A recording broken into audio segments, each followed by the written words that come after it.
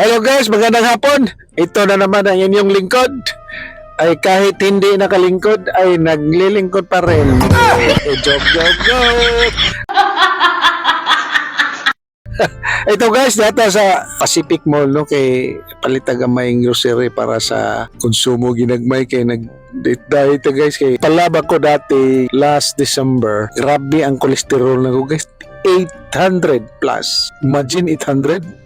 So, nagpalaba ko guys noong April, bumaba sa 400. So, good news, no? 400 na lang. At may magandang result naman. Nagpalaba ko last week. So, yung result, 123 na lang yung 123 guys yung cholesterol natin. So, okay na guys, bababa na. Kakain na naman tayo ng mataba. Pero hindi na guys ito. Ito ang binibili ko sa sa grocery. Pang diet food na guys, pang adults.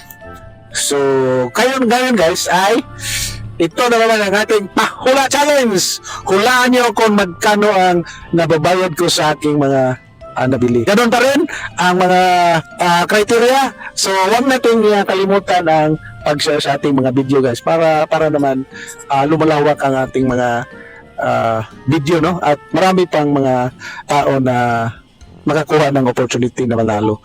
So, share lang guys, likes, and sa hindi pa nagpa-follow, please follow ang atong Facebook page, Albinon, at saka ating YouTube channel ay Adventurous Guys. Yun lang ang nabili ko guys, oh. Pero hulaan niyo ang aking kung magkano ang aking babayad sa aking nabili. So yun lang guys, dito na lang, hanggang dito na lang yung video na to, at sana huwag kayong magsawang suportahan ng ating mga video at mag-follow naman sa hindi pa nagkatalo. So maraming salamat guys, at God bless sa ating lahat.